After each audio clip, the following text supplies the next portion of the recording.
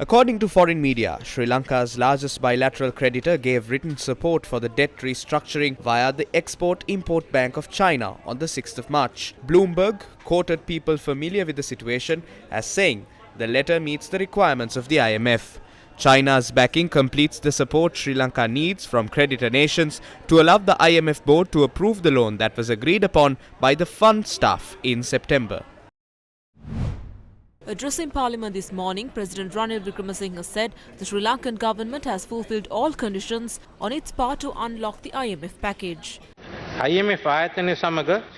Conditions Sri Lanka had to fulfill during IMF negotiations have been met by now. I am aware of the inconveniences caused to the people as a result of this process. As a government, we must apologize to the people. Last night, we received the latest letter from the Exim Bank of China. The letter of intent was signed by the central governor and by myself last night. It has been forwarded to the IMF. Our responsibilities are now complete. I believe the IMF will fulfill its own set of responsibilities by the 3rd or 4th of this month. We will then be eligible for the first tranche of the ADB of the World Bank thereafter.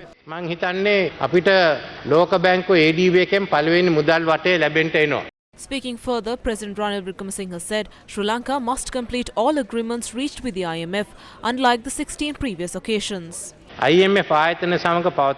If the IMF deal breaks down, we will have to repay loans obtained from foreign nations and private banks. Sri Lanka has to pay roughly 6 to 7 billion per year until 2029. We don't have sufficient foreign exchange to settle this debt. Therefore, it is important to note that these agreements are of significant importance to us in order to revive our economy. The grievances of everyone in society will continue. Certain lobby groups, political parties, volunteer organizations and trade unions must consider this in depth. Professionals claim the tax burden is too high, but the regime must continue for another short period. If the progress is reversed, then the situation could be worse than what was experienced in February and March 2022. It would lead to salaries not being paid, loss of employment, loss of pension payments, industries will collapse and schools will close down for long periods. We accept the freedom of expression.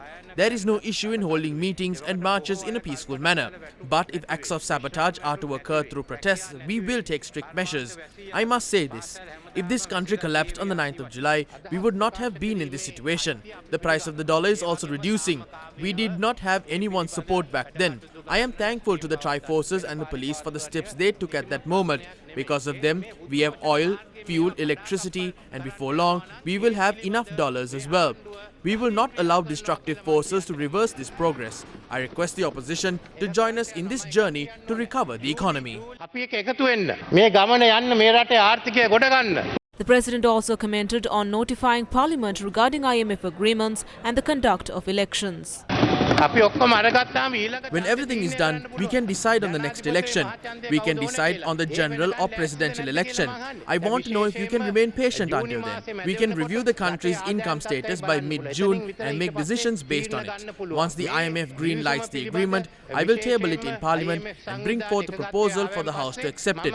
If not, give us an alternative. After that, we will bring a new draft laying out the plan and the way forward. It will also be given to the National Policy Commission in Parliament. Once it is agreed upon, we will launch it based on long-term and medium-term plans. We will be able to complete this task within 8 months. Let's make use of that and move forward.